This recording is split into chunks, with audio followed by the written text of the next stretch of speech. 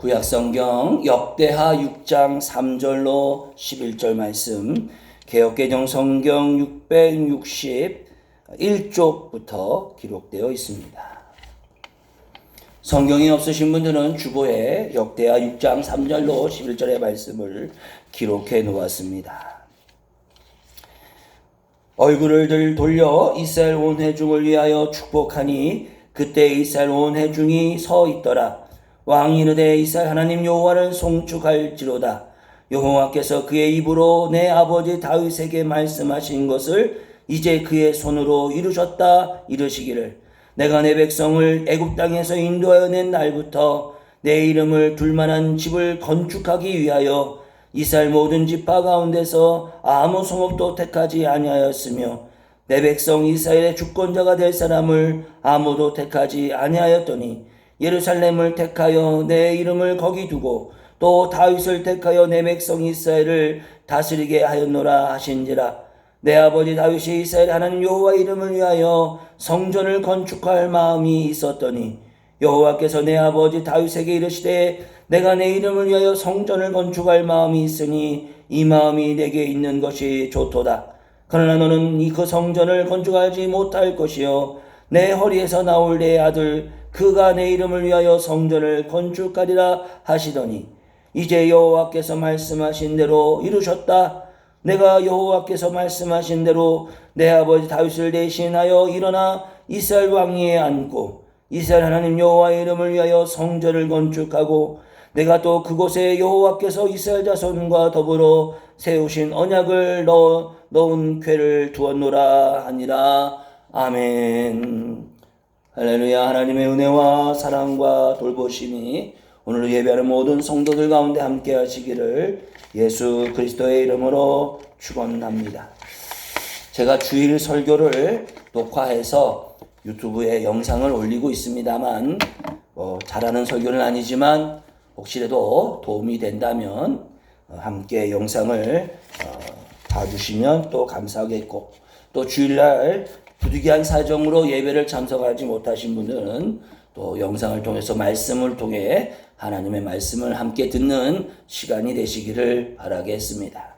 오늘 봉독한 역대하 6장 3절로 11절의 말씀을 가지고 솔로몬의 축복이라는 제목으로 하나님 말씀을 함께 나누고자 합니다.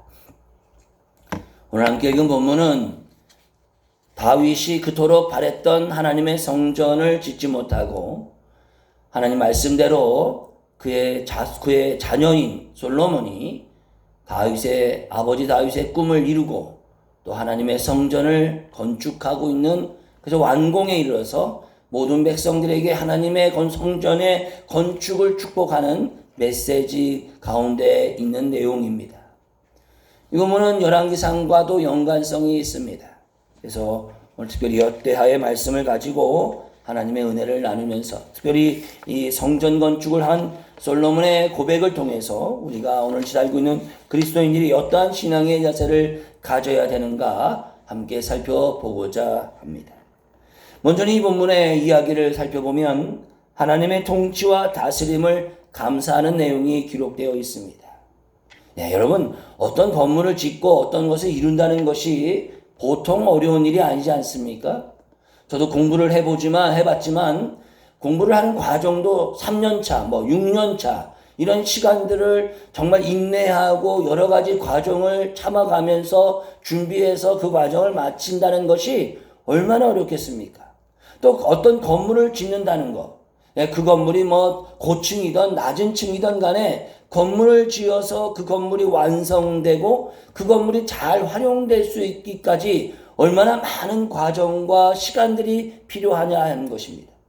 날씨에 따라서 공사의 시간이 지연될 수도 있고, 또 재료들이 제대로 공급되지 않거나 또 여러 가지 여건이 문제가 생겨서 건축 과정의 시간들이 뒤로 밀리는 경우도 많이 있습니다. 주변에 보면 건물을 짓다가 중단되어서 유치권 행사 이런 프랜카드를 걸어놓고 그 건물이 제대로 건축을 하지 못하는 것들도 우리 주변에 간간히 볼 수가 있습니다. 그만큼 특별히 이 당시 구약 시대에 하나님의 성전을 건축하는 것은 지금처럼 무슨 기계와 장비가 아주 잘 되었던 것이 아니라 손수 사람들이 직접 깎고 다듬고 운반하고 이런 여러 가지 사람의 손에 의해서 건축하는 과정이기 때문에 얼마나 안전사고가 염려될 수 있겠냐 말이에요. 그리고 뭐 주변에 이스라엘 국가 주변에 뭐 재료가 많아서 금방 공급하는 것도 쉽지 않은 것입니다. 특별히 성전 안에 백향목 같은 것을 재료로 쓸 때 그것을 갖고 와서 그거에 마땅한 크기와 그 크기를 맞춰서 이렇게 만들어 가는 것도 다 사람의 손에 의해서 해야 되기 때문에 얼마나 많은 공정이 필요한가.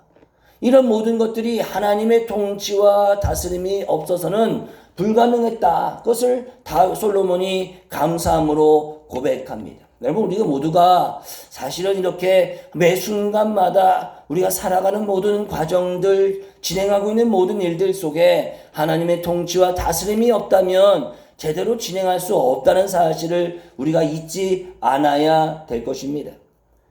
더 나아가서 이 본문은 성전 건축은 어느 개인의 업적에 국한된 것이 아니다.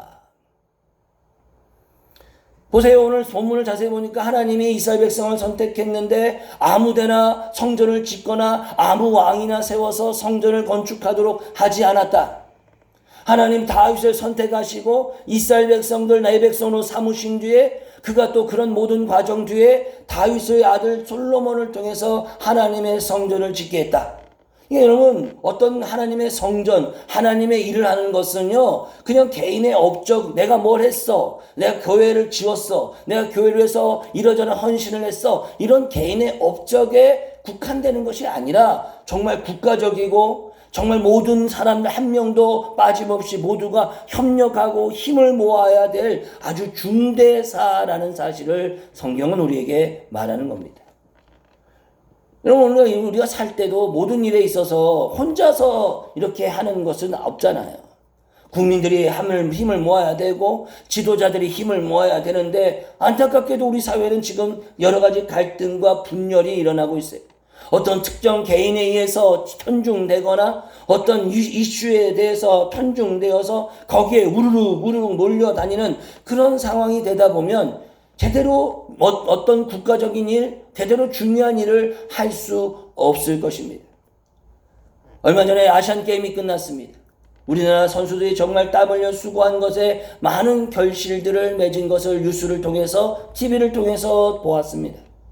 여러분, 그런 한 개인이 특출난 능력이 있기 때문에 메달을 따거나 우승을 하는 것이 아니라 특별히 모든 코치전부터 또 그 일들을 진행하는 공공기관에서부터 모든 기관이 마음을 모으고 합을 이루어서 어떤 목표를 달성하여야만 되지, 중간에 어떤 생각이 다르고 방향이 다르게 되면 결과는 절대 좋을 수 없다고 하는 사실인 것입니다. 네, 하나님의 성전을 건축하는 것도 그냥 솔로몬 개인이 내가 위대한 왕이기 때문에 내가 능력이 있기 때문에 하나님의 성전을 건축했다, 이것이 아니라 오래전부터 하나님의 계획 속에서 또 하나님의 섭리와 인도하심 속에서 이루어졌다는 사실을 통해 하나님의 성전의 건축은 한 개인의 업적으로만 국한되지 않는다는 사실. 그러니까 여러분들, 교회에서 봉사하거나 세상에서 어떤 공동체에서 일을 일해 나갈 때도 내가 대단해서 잘나서 나 아니면 안 돼서 이런 마음 가지면 안 됩니다. 이런 마음 가지면 꼭 분열이 일어나고 편가르기가 되고 잘난 사람, 못난 사람, 사람을 구분하는 그런 악순환이 계속될 수밖에 없습니다. 우리 사회가 지금 혼란한 이유도 다 그런 것 아닙니까? 누가 대단하고 그 사람이 아니면 안 될 것 같고 그 조직이 안 되면 안 될 것 같고 어떤 공동체를 이끌어가는 사람은 그 사람만이다, 이런 어떤 그런 식으로 편중되다 보니까 그 안에서 불만과 때로는 다른 의견을 갖는 사람들의 목소리를 짓밟는 그런 경향으로 인해서 우리 사회가 혼란을 겪고 있습니다. 이런 교회 안에서도 똑같습니다. 교회 안에서 만약에 나만 자랑하고 나의 능력만을 대단하다고 앞세운다면 틀림없이 성도들 간에 갈등이 일어나게 되고 분열이 일어날 수 있는 것입니다. 모든 일이 나 혼자 잘나고 똑똑하고 물론 그 사람의 역량도 있겠죠. 그러나 모든 것을 이렇게 보면 합의돼야 되는 거예요. 마음이 같아야 되고 생각이 같아야 되고 목표가 같아야 되지 누구 하나 잘나고 특출나고 어떤 그 사람에게 편중된다면 절대 큰 일을 이룰 수 없다라는 사실인 것입니다. 더 나아가서 이 본문은 성전 건축은 하나님의 임재와 말씀이 늘 주의 자녀에게 가장 가까운 곳에 머물 수 있도록 한다는 것이 성전 건축. 여러분 왜 성전을 건축하느냐? 오늘날 우리 한국교회도 한참 부흥의 때가 있을 때 성전 건축에 붐이 일어났습니다. 너도 나도 없이 막 은행 대출 받아가면서 성전을 짓습니다. 근데 그 성전을 건축하는 의미는 무엇이냐? 물론 사람이 앉을 곳이 없고 너무 많아서 성전 한 공간을 확장하는 이유도 있었겠지만 성전 건축의 진정한 의미는 뭐냐면 하나님의 임재와 하나님의 말씀이 늘 주의 자녀 곁에 머물 수 있도록 하는 곳이 공간이 필요하다. 그것이 바로 성전이라는 것입니다. 물론 여러분의 가정에서 직장에서 여러분의 삶의 터전에서 하나님 말씀을 보고 하나님의 임재를 경험할 수 있지만 그러나 예배당 하나님의 성전 안에는 공식적인 예배와 기도와 말씀이 늘 존재하고 있어요. 여러분 우리가 이 땅을 살면서 솔직히 한 주간 살아보면서 여러분 뒤돌아보세요. 여러분 하나님을 몇 번 찾아보셨어요? 여러분 하나님의 말씀을 몇 분이나 묵상하면서 하나님과 가까이 가려고 하는 움직임을 가져보셨습니까? 먹고 살기 바쁘고 일하기 바쁘고 자기 개인사 바빠서 하나님과 동행하고 하나님과 묵상하고 하나님과 함께하는 시간을 과연 몇 분, 몇 시간, 며칠 가져보셨냔 말입니다. 저도 목사지만 저도 한 주간 동안 학교 강의가 있은 날이라든지 하면 막 분주합니다. 또 갑작스레 어떤 약속이 잡히면 그 일에 또 시간을 뺏기게 됩니다. 그러다 보면은 목사인데도 저도 기도할 시간, 하나님과 말씀을 가까이 할 시간이 부족할 때가 너무 많습니다.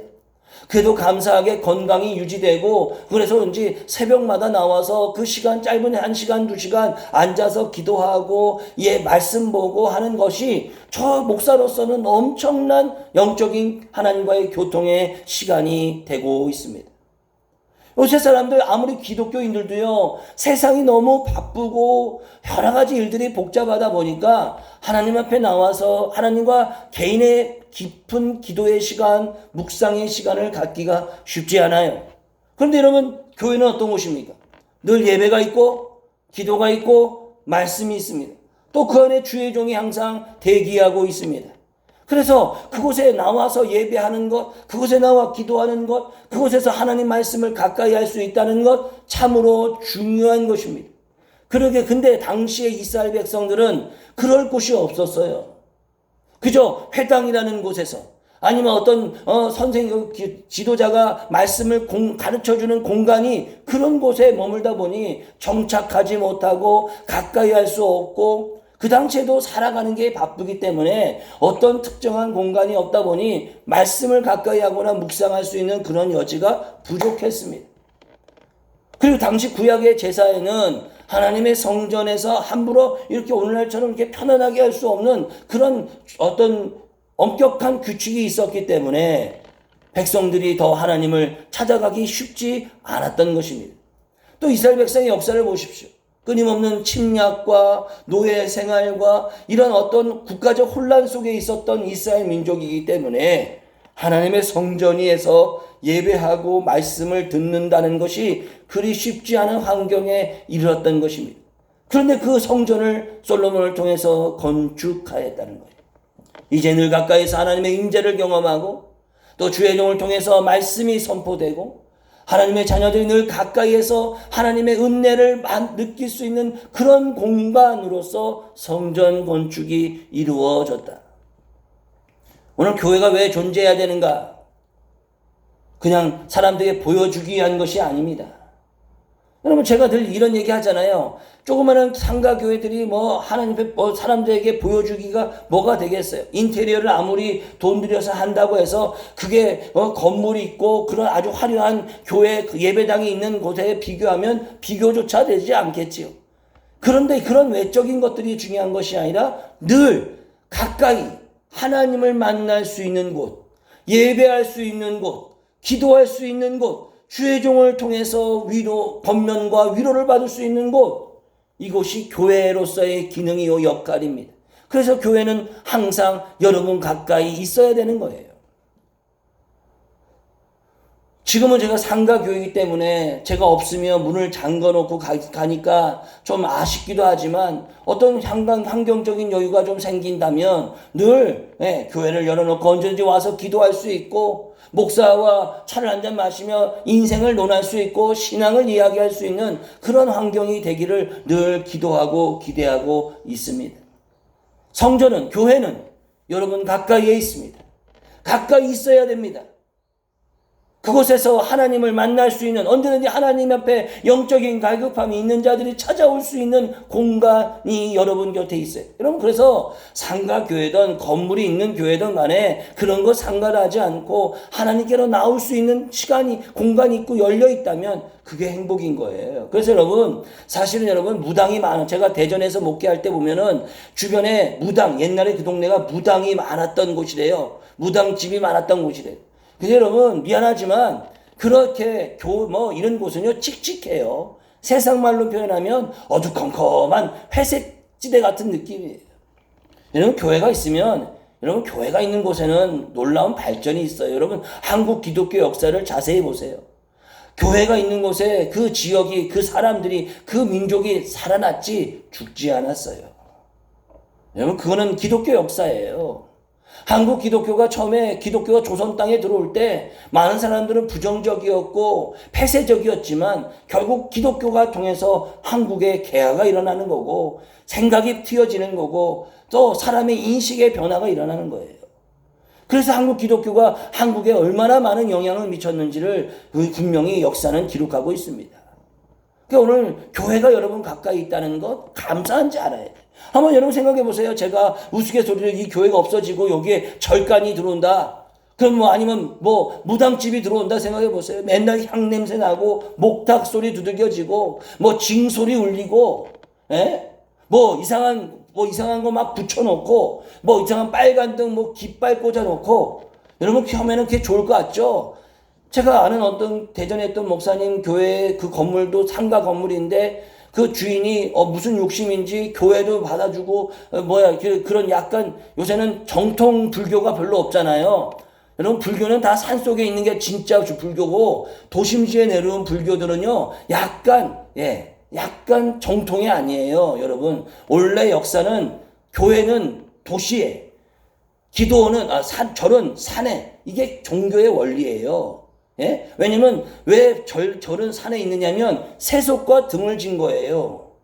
세속의 문명을 절대 받아들이지 않는다는 뜻으로 산에 가 있는 거예요. 그 안에서 맑은 공기 마셔가면서 이 인간의 몸과 마음을 정화시켜가면서, 그래서 그들이 고기도 안 먹고 그들이 야채 먹고 이러는 이유가 뭐냐면 세상의 것들, 조금이라도 세상의 정력적인 것들을 제하고자 산에 있는 거예요. 근데 기독교는 뭐예요? 자꾸 도시에 있는 이들에게 복음을 전해. 왜냐하면 그런 것들이 제한되지 않거든요. 오직 우리의 영혼, 우리의 삶을 하나님께로 변화시킬 수 있기 위해서 도시 속에 있는 이들을 찾아가는 게 그 교회의 기능이에요. 그래서 원래 정통 불교는 다 산에 있고 기독교는 원래 도시에 있는 거예요. 근데 요새는 절이라고 하는 마크 붙여놓고 거기에서 진짜 정통 불교인지 알 수 없는 사람들이 막 도시의 상가에 막 들어와서 있는데 사실은 정통 불교가 아니죠. 근데 그런 사람들을 한번 건물 안에 들어오면 향 냄새 나고, 그래서 그 목사님 있던 상가는요 나중에 이 향 냄새가 빠지지 않고 여러 가지 예를 들어서 얼마나 힘들었는지 모른다, 이런 얘기를 제가 들은 적이 있어요. 그 종교를 비판하는 것이 아니라 그 형태가 있고 늘 향 피워야 되고 징 울려야 되고 그게 한 번씩 그렇게 해야 되는 거예요. 해야 되고 깃발 꽂아 놔야 되고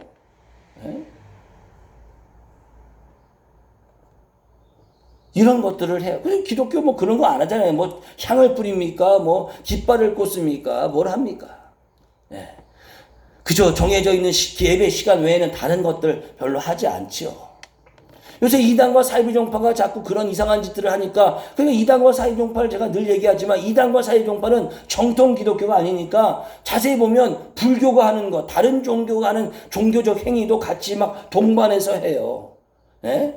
뭐 교회라는 이름도 떳떳이 못 내니까 무슨 지파, 예? 이게 다 약간의 종교적인 다른 종교에서는 그렇게 얘기하거든. 여러분 기독교만이 교회 딱 얘기하지, 다른 종교들 자세히 보세요. 약간의 여러 가지 이름들이 섞여 있는 것은요, 거기에는 정통성이 부족하기 때문에 그런 거예요.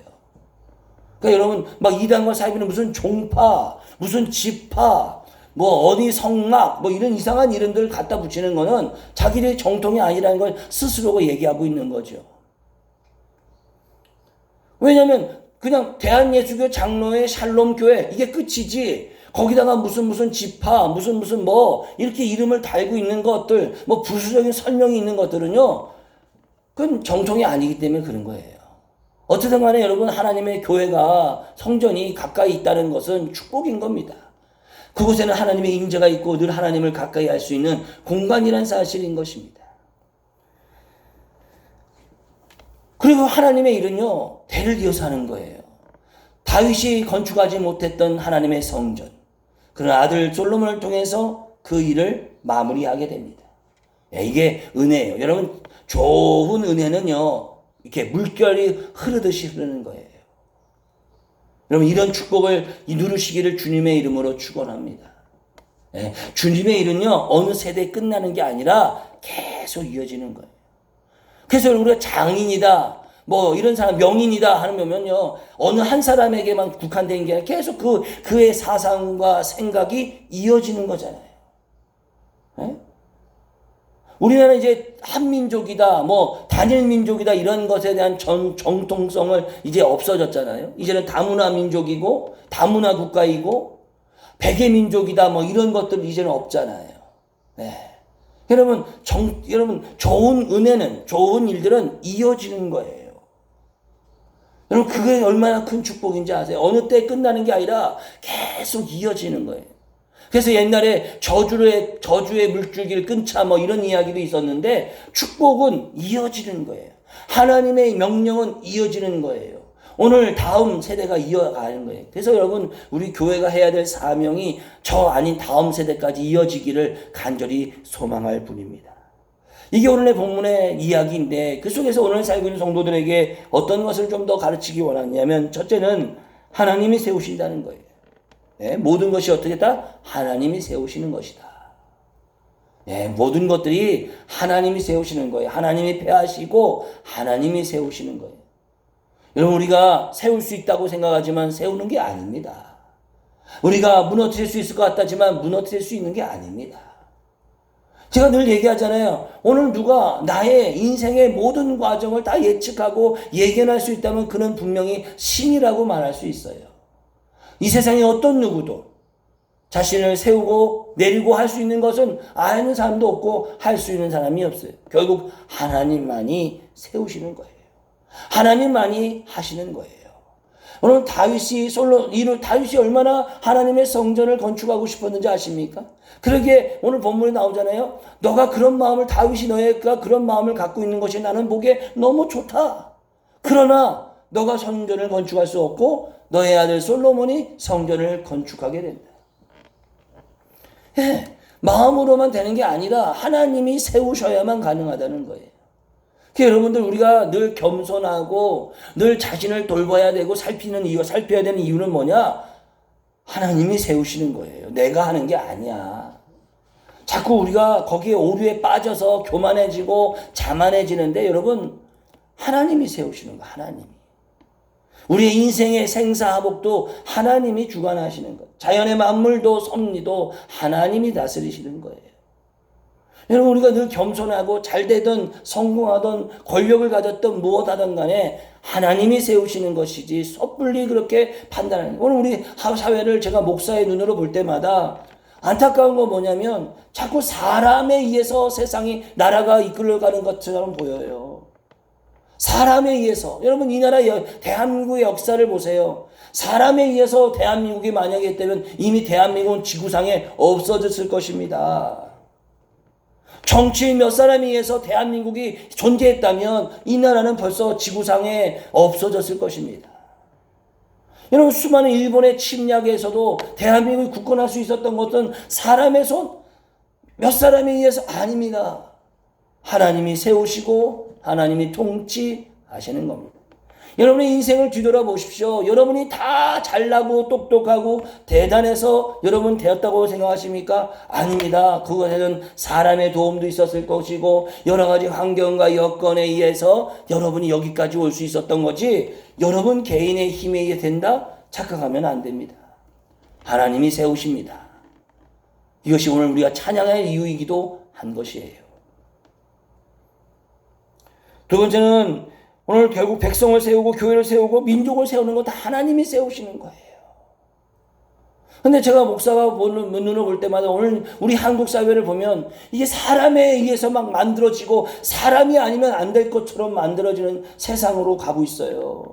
어떤 특정인에 의해서 막 그 사람이 아니면 이 나라가 당장 망할 것 같은, 여러분 옛날에 군사정권 시대 때 나라가 망할 것 같았지만 나라는 망하지 않았습니다.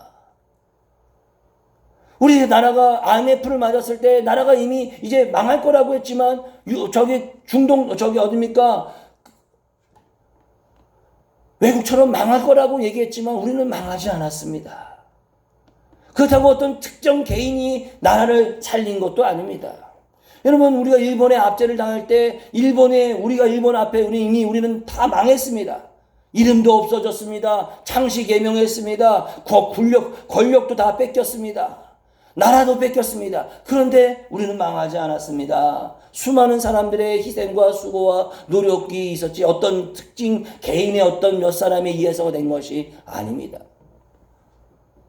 젊은 학생들, 수많은 고문과 고초를 당해도 나라 독립을 위해서 희생하고 저 만주벌에서 나라 독립을 위해서 자신의 목숨을 내던진 사람들, 여러분 얼마나 많은 사람, 어떤 특정인, 어떤 특정 단체가 아닙니다.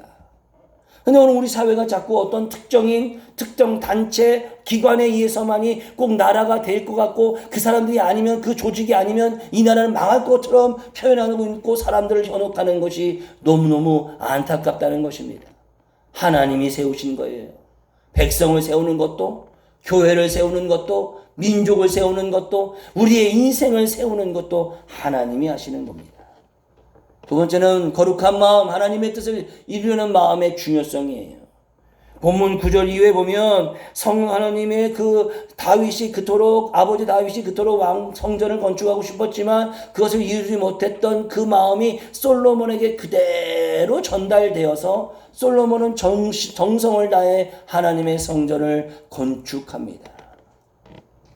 거룩한 마음, 하나님의 뜻을 이루고자 하는 그 마음의 중요성. 근데 오늘의 시대는요, 마음이 그리 중요하지 않아요. 가치가 있는 것으로 보이지 않아요. 눈에 보이는 어떤 물질, 권력, 힘, 이게 가치 있고 이게 의미 있다고 생각하지 그 사람 마음 중심이 중요한 것이다, 이런 거 있잖아요. 그래서 범죄자들이 잡히고 나면 뭐랍니까? 실수에 의해서 이렇습니다. 음주운전을 사고 나면 기억나지 않습니다.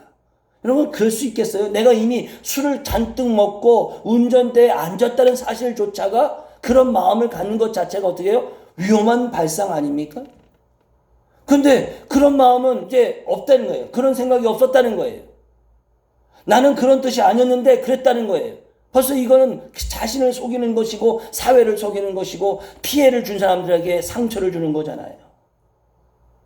여러분, 우리나라 사회 정치인들이 어떤 법의 문제를 해서 법에서 어떤 판결이 나면 정말 국민들 앞에 그런 마음이 아니었습니다, 죄송합니다는 말을 하는 지도자를 본 적이 없어요. 다 누구 잘못이고 누구 탓인 거예요.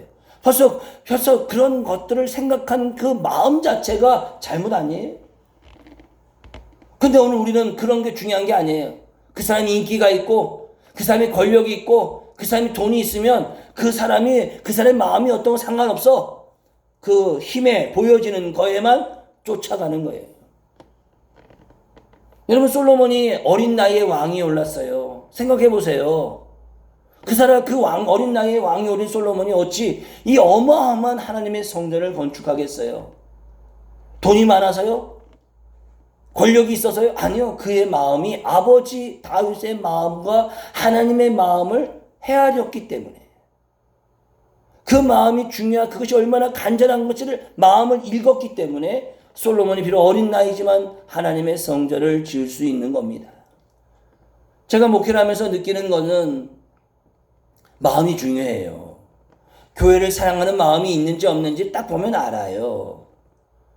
예, 우리 교회, 저희가 목회 15년 차인데, 여러저러 이런 사람이 우리 교회에 찾아와서 뭐가 어떻고 얘기하지요. 근데 그 사람들을 자세히 보면요, 그 사람의 마음이 어떠냐에 따라 그 행동이 나오게 돼 있어요.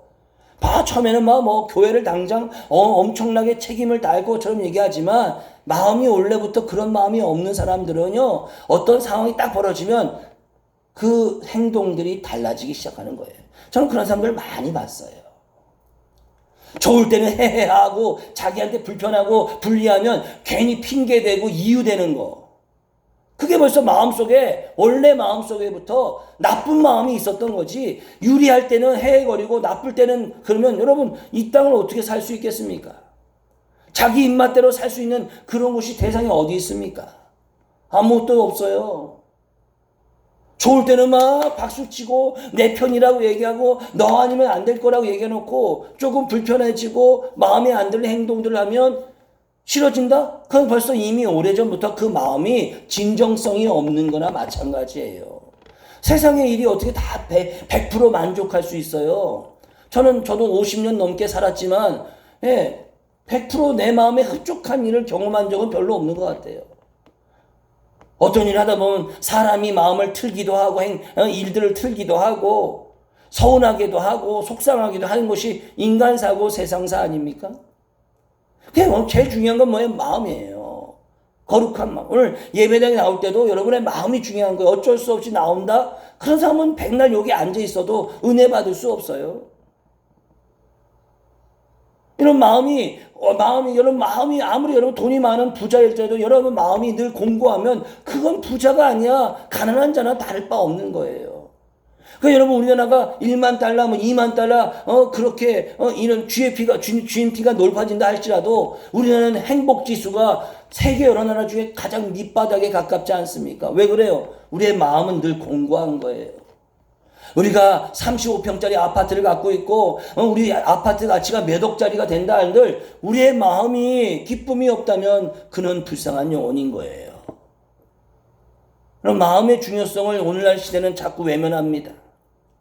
그래서 보여지는 것 갖고 사람을 판단하고 그것을 결정합니다. 여러분 마음이 도둑놈 마음은요 절대 바뀌지 않아요. 어찌된 사람을 훔쳐가려고 남의 것을 훔쳐려고 하래요. 여러분 많은 뉴스에 나오는 범죄자들이 인터뷰할 때면 그 사람이 자기는 원래 그러려고 하지 않았다는 거예요. 그러려고 하지 않았다면 그런 일이 발생하면 안 되지요. 정말 지난번에도 뉴스에 보니까 생활고로 인해서 70대 부모와 아들이 갯벌에 가서 죽으려고 했는데 부모는 죽고 자식은 살아남았어요.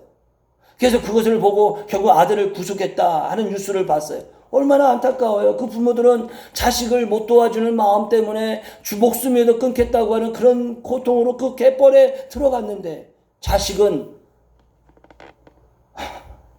살아나왔어요. 그 갯벌에 남겨둔 부모들은 어떻게 하란 말이에요? 어떻게 발걸음이 뒤를 떠들 수 있어요? 정말 상상을 해도 너무 마음이 아프지 않아요?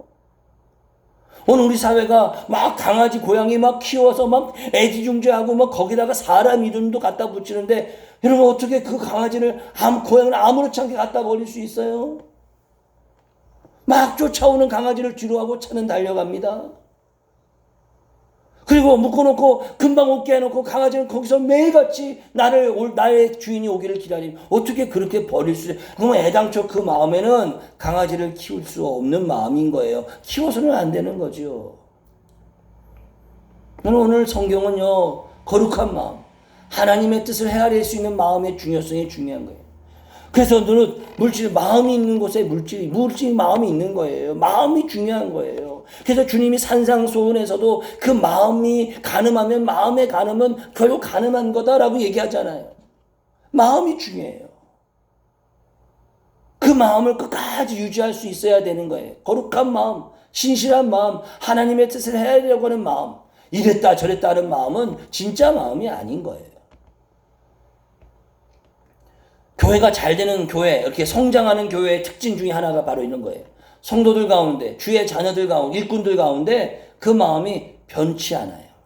교회를 향한 중성, 하나님의 뜻을 하려는 마음의 열심의 마음, 이것들이 변하지 않아요. 그런 사람들이 있기 때문에 그 교회가 성장하고 발전하는 거예요.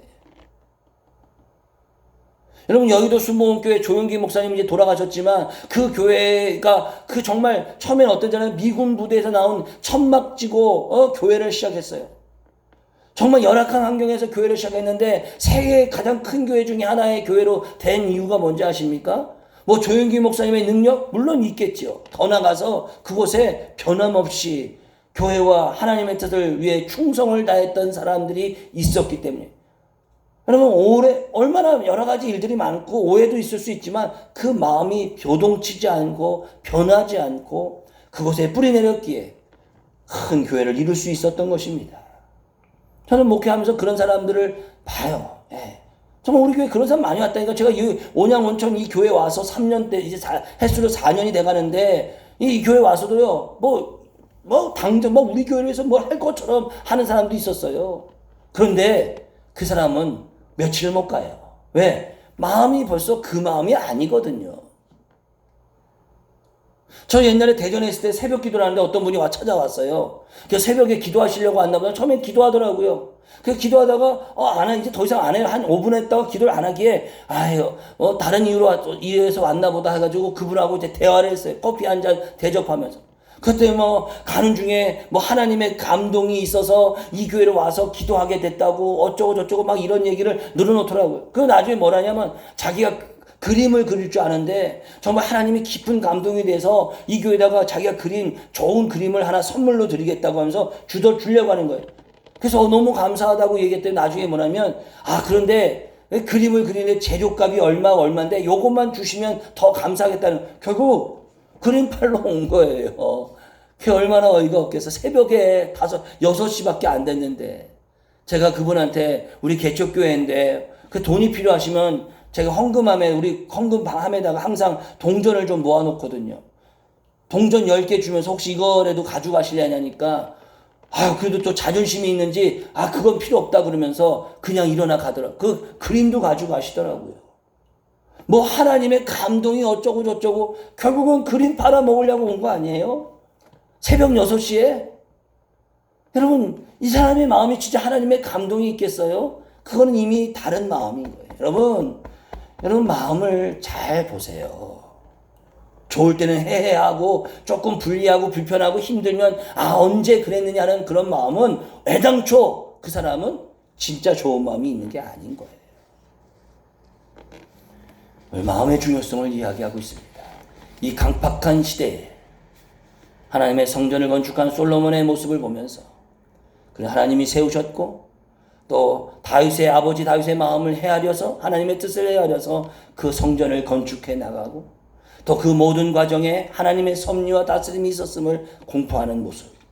오늘 살고 있는 우리 성도들이, 기독교인들이 오늘 우리의 삶의 모든 것 하나하나에 하나님이 세우시고 또 우리의 마음이 어떠한가를 늘 살펴보면서 하나님의 뜻을 헤아리고 또 하나님의 교회가 왜 그렇게 중요한 위치에 있는가를 잘 새겨서 성숙한 그리스도인의 삶이 되시기를 주님의 이름으로 부탁합니다. 기도합니다.